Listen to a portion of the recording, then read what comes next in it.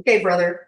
Welcome to Real Siblings, It Ain't Easy, a real estate podcast with the goal to educate, inform, and save their listeners time as they navigate the market and properties in their neighborhoods. Get ready to join real-life siblings and professional real estate advisors, Donna Reed and Eric Seemann, as they discuss how it may be simple, but it ain't always easy.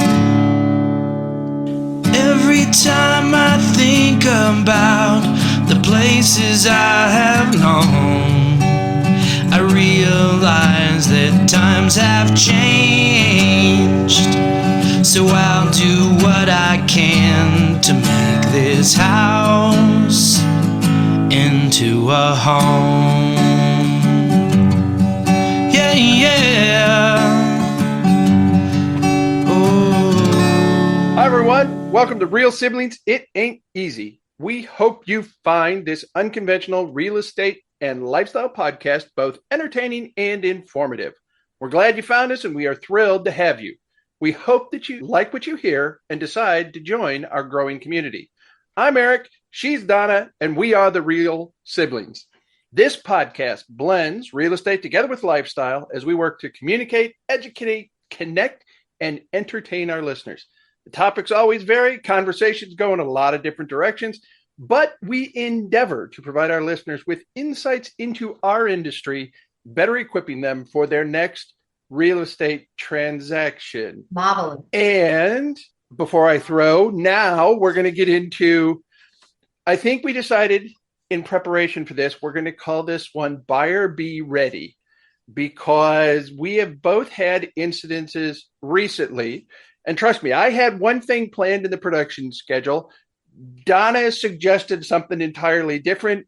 And following our pre-show recording discussion, we ended up here because this is real. This is why, honestly, this is the reason we have the title for this show. It ain't easy. There's so many people who think, I can just do this. I own my house. I can sell it. The reality of trying to list and sell your own house, the logistics of just being there to open the door and letting complete strangers into your house is one thing. And if you're on the buying side, you go, hey, I got money. Well, that's where we're at today, right, sis? Yeah, that was pretty good. It's kind of funny. So Eric had a topic, I had a topic, then we talked on the floor, and now we have a topic. And you're right, it's about buyers. And so you and I were, as we were discussing, we went back to what happened with, what'd you say? It was episode 63 where I interviewed 63 where you had Adam and Grant on, or Adam and Caleb on. Yeah. If you haven't listened to that, I talked to two of my sons while Eric was not able to talk for a while. And Caleb and his wife had just purchased a home and had been through so much trial and frustration because they needed the money from their first house to buy the second one. And so which is not uncommon. We all end up with a lot of buyers. It's like we count on the proceeds to be available for the purchase of the next house. Correct. But we also need some place to live, and not everybody has an interim abode set up. Right. Where can I go for 2 weeks or 2 months if I don't have what I want? So they had gone through a thing, and they were fine. I'm doing air quotes here if you're watching, because they had their money piece figured out, but their buyer didn't. So they were supposed to close on December 20th, and it became January 2nd or 3rd till they closed. So a lot of anxiety, a lot of frustration, a lot of wondering if you're going to move or not. And that's a long story I'm not going to retell. But now you and I have both experienced this again with buyers and the whole be ready piece, because we all want it to go smoothly, don't we? We all want it to be there. But you and I talked. That's what I say. Bunnies and unicorns, roses and flowers. It's like, that's what we want. And at the end, we're going to pop the champagne. It's going to be great. Post the closing, celebrate the enormous windfall of money that you made if you're the seller, or the fact that you are now the proud homeowner of a brand new house if you're working with the buyer. Right. So, and that's when we get paid in theory, right? So people are like, you show pretty houses and make good money. Okay. Yeah, this industry is being under attack, and that's a different episode. Yeah. So before I talk about what just has happened with me, why don't you talk about you've had something with a buyer scenario recently, correct? Yeah. So for me, it was a client that I actually, again, this is not a short-term industry. Right. A transaction and who you're working with does not necessarily, hey, I'm ready to go. I'm submitting the contract, and 30 days later, it's closed. In this case, in particular, on December 4th of 2023, I met with this client for the first time. We closed on the final house on December 3rd, 2024. 365 days later. 366 would have been 1 full year since the first time we had met face to face. When we closed on that transaction, it was December 3rd, which was supposed to be November 20th. And this is yet another case. Now, in this case, it was not her specifically. It was non-response from the lender. And the lender was not responding to me, was not responding to her. We were getting, because when you go into this and you have a lender, we like to think, and we build relationships with a lender, and specifically someone we refer to as the loan officer, or you might hear LO. That's generally who you and I interact with, right? Often locally, someone that we know locally. Yes. Okay. That we can have conversations with regularly, frequently. Previous episode, one of my loan officers I work with frequently, Mike Litwin, had been on as a guest with us on one of our Markets on the Aint episode. I'd have to go back and check what that is. But in this case, this was a large national financial institution. And the layers of bank bureaucracy that was in place that made it extremely difficult to ask a question and get an answer. Because, as you know, with some of these larger entities, you don't even get the same person every single time you dial the phone number. There are several of these large national lenders that if you dial the number, you're getting whoever picks up the phone. And oh, by the way, maybe it'll go back to, if you get an extension, maybe it won't. Right. And once the loan has gotten to a certain point, the first person you talk to isn't supposed to be who you talk to next anyhow. Right. Because it's further down the line. So talking and communicating with the lender who has that type of process, to where you may talk to 3, 4, 5 people in the course of initiating a loan to closing the loan, makes it very, very difficult to create any kind of continuity in the transaction from our standpoint. Mm-hmm. Mm-hmm. The other challenge we have when you do that is if the lender is not familiar with the nuances of every state, and I don't care whether they're a national lender or not, the differences of closing in Tucson, Arizona, Yep. and closing in San Antonio, Texas, is very different than closing in Columbus, Ohio. And you are not an attorney state, correct? We are not an attorney Whereas state. Ohio is. And Whereas Ohio is. Yeah. So in this case, because we couldn't communicate with the lender, because we had a contract that said we're closing on this date and we could no longer meet that date, my buyer client, in order to continue with the transaction, needed to offer additional money to convince the seller to extend the contract. Oh, wow.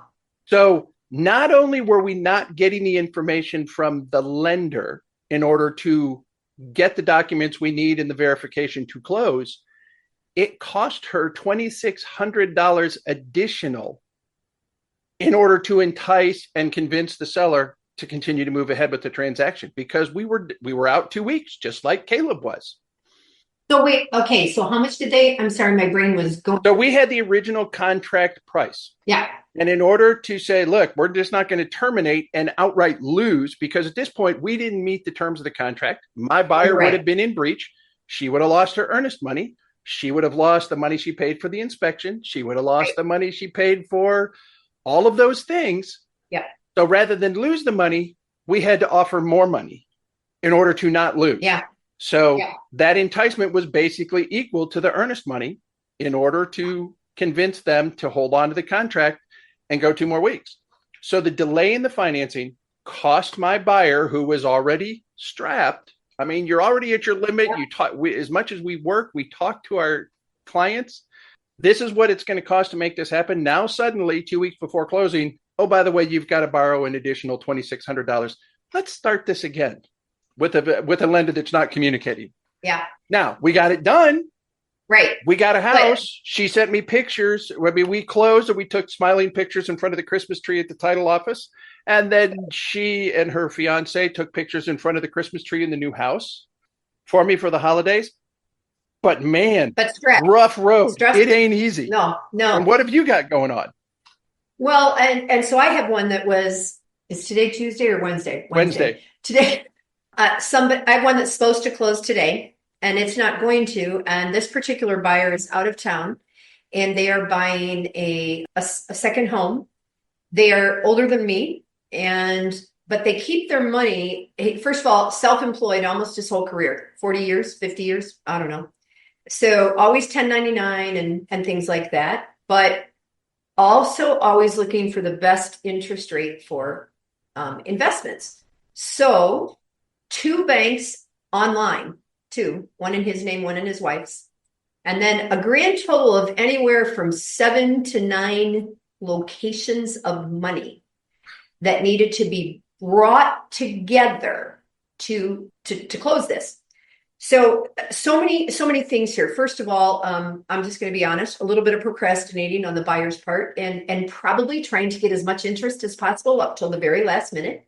You know, people, the underwriters. So you just talked loan officer. That's our person we talk to. Right. Then it goes to an underwriter, sometimes down the hall, sometimes across the country. Right. And they don't know anything. They don't even know about Tucson houses because they're in Michigan, whatever that is. Yeah. But at the end of the day, because he was bringing money from so many places into one bank, one national bank, to send his $95,000 or whatever it is, they want to know where he got all the money from. And he just finds that ridiculous because why would a man in his 70s be lying about this? Well, because there's a lot of fraud, right? And I made the point that when I gave Caleb and Jessica just a small amount, $5,000 towards their home, it was in a shared account with Caleb. He's already on my account, but I still had to do a gift letter for the lender so that they knew that was my money going to him, because otherwise he had to prove why there was $5,000 in that account. Why suddenly did you have $5,000 more? This additional cash? The transaction that I was just talking about, one of the things that was even more of a challenge is part of the money was coming from Peru. Oh, that's right. Remember you told me. The reason for that is because my buyer's mother, who was contributing, is originally from Peru, and they still have property in Peru, and they have rental income from Peru. So in order for the bank, not only was it the gift letter, but they needed to verify the tenancy. Interesting. And the source of the money in Peru, because now you're looking at somebody who's working an hourly job, getting thousands of dollars from an international bank source. And they're going, wait. These people, who are these people? So in all of this, it goes to the underwriters who ask for something. And then I talked to my contact this morning and I talked to the buyer this morning. We haven't done an extension yet because we're still hoping it all transpires today.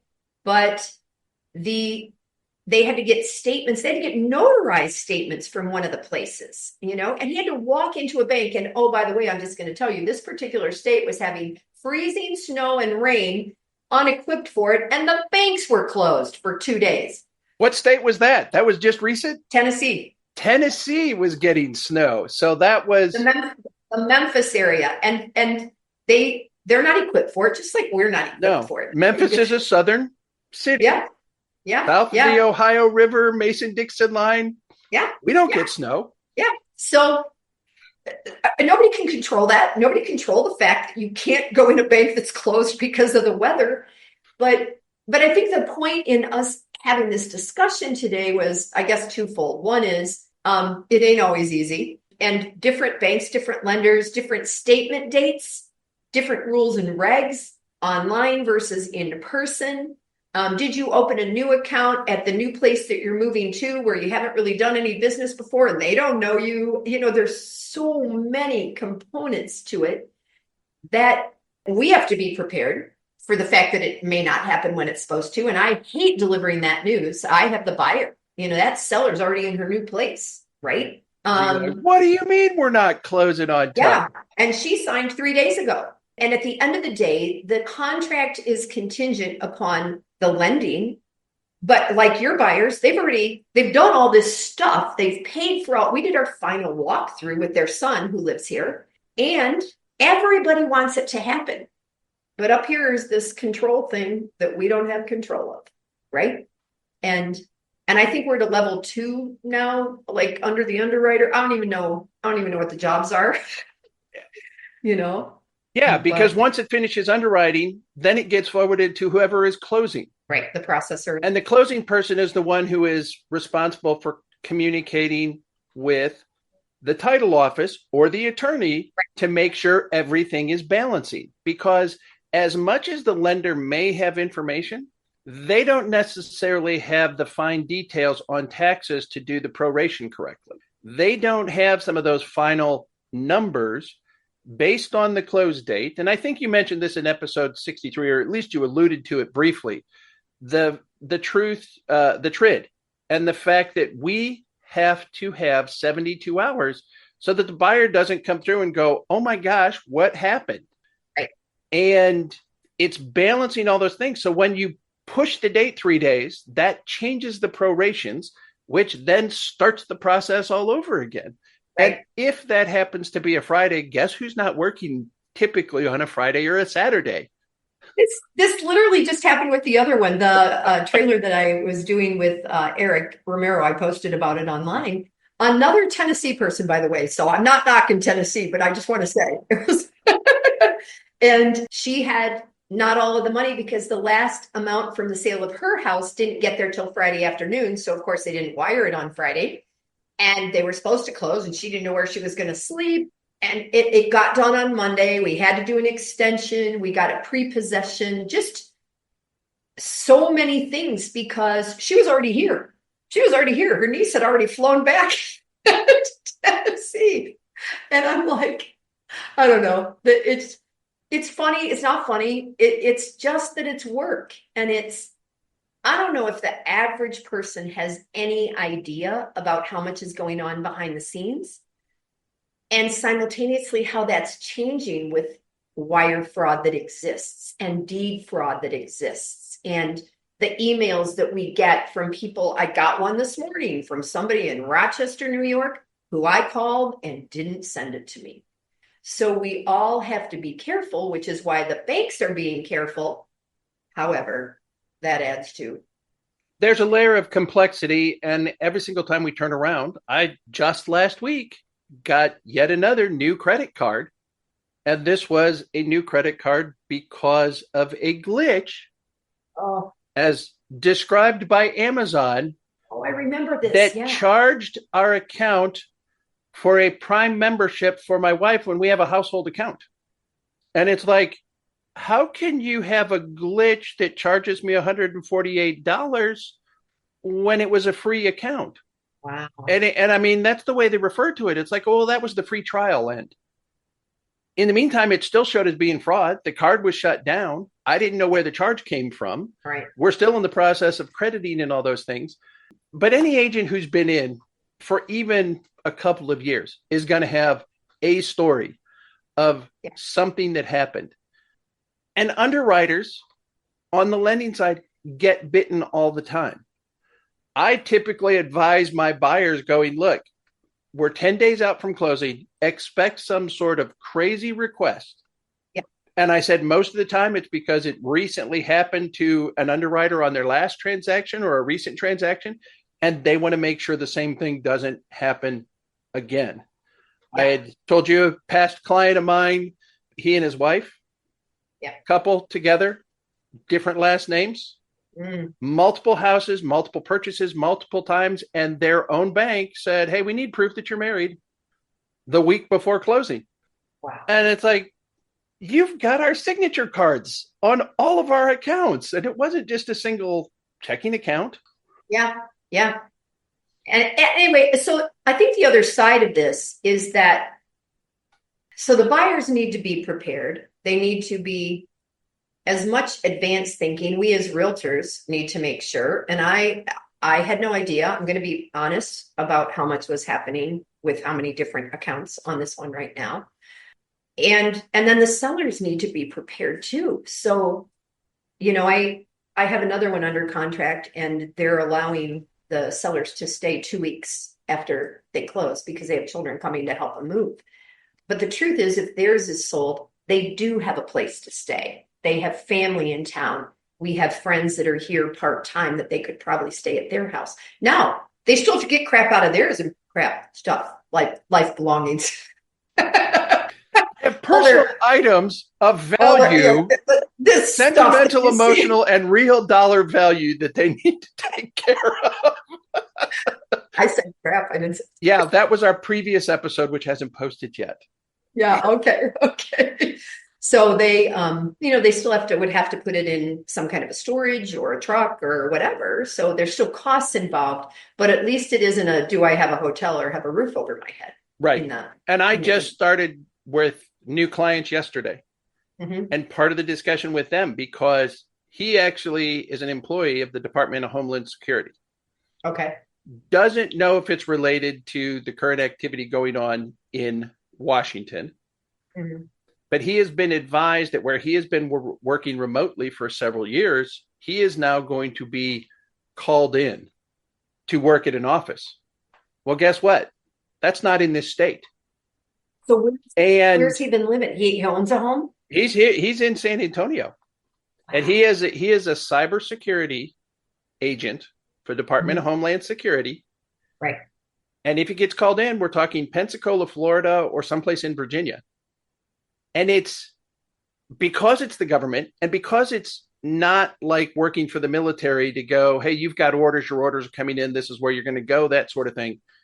Yep. It's hey, this is part of the discussion. It could be a couple of months before the decision is made, and then it's going to take time to implement. So he may actually have he said yesterday, close to 12 months. I was going to say 6 to 12 months on a lease, but he still may ultimately have to break the lease. So our question and what we're searching for is someone who's willing to accept a military clause that orders can happen and change because of his position with the Department of Homeland Security. Is that does he own his property? No, this is just for a rental. But they know that you would need that person to know that he could have to leave. And I say it all the time when people ask about our business, that the government moves people die, people have babies, here, college kids graduate, people, there's always reasons to life happens. Yes. And some of them we're in control of, and some of them were not. Right. So scouting wasn't Cub Scouts or Boy Scouts Be Prepared? Wasn't that one of your? One of them is there like an on my honor thing? I don't know. Yes, two or three fingers. Cub Scouts, I think, are 2. Boy Scouts are 3, because we can't salute because that's a military thing, and we are not a paramilitary organization. And it's funny that I think more about what you guys like. I know that I don't remember what the Girl Scouts said at all. But I think between 3 brothers and 3 sons, there might have been more hearing of the Cub Scout. So, and I know you're going to cover this in your closing, but really, I hope you're hearing what we're saying. Whether you're buying, whether you're selling, be prepared. It's just like if you were going to a hospital and you're told you need surgery. You could probably take a scalpel and cut yourself open. Or you could search for somebody who's going to do it at a low cost for you. But there's a reason you work with professionals in certain industries. And you could go it alone, but it's going to be a whole lot rockier. And you will not have that person in your corner helping you navigate the course. That was really well said, brother. Thank you. even though I'm sitting here and it's still crazy frustrating sometimes. My significant other, lovely wife, is just like, I hate your job, because there's any number of times where things terminate and you've spent and invested hours over weeks to months. Yeah. And nothing happens. And guess what? It ain't over. We've done a lot of pro bono work. Yeah. Yeah. Yeah. I think that one Eric and I were just talking about, the other Eric, was that we made like $2 an hour. And I told him, I said, it happened to be his dad who did the flip. I said, tell your dad he owes me like a really nice dinner or something, you know? So, all right. Are we ready to wrap this up? I think we're ready to wrap this one up. I think our venting is over. Yeah. we were learning. This was a therapy session. Yeah. You can be my therapist. I can be yours. All right, there we go. So as we close this episode, we do want to thank everybody for joining us and listening. As we stroll down memory lane, I'm not sure that's what we did. Recent memories, like in the last week. And reflect and recall things. We didn't talk a lot today about Lindsey, but you know what? We mentioned Ohio and using attorneys. We also talked about the fact that, yeah, it is a home that we all want. People want to have a place to call home. And we do blend lifestyle with real estate. Today was a little bit on the real estate side, wasn't it? So that we can find those perfect places to live. So remember that it's our goal to communicate, educate, entertain, and connect with you. And if you're in Arizona, specifically, I'm in the Tucson area, Southern Arizona, and Eric is in Texas, in San Antonio, and the Hill Country. He does a little bit of ranching and all sorts of things that I don't do. So we are both realtors with Keller Williams, and we're here to help you find the perfect property for your family to call home. In these United States or around the world, remember that we have an extensive network. I mentioned people coming from Tennessee. That is a real estate referral through another agent. So no matter where you are, we can help you find the perfect person to assist you in your buying or selling. So remember, it may be simply, it may be simply not easy. Oh my God, it may be simple, but it ain't always easy even to finish this podcast. Until next time, I'm Donna.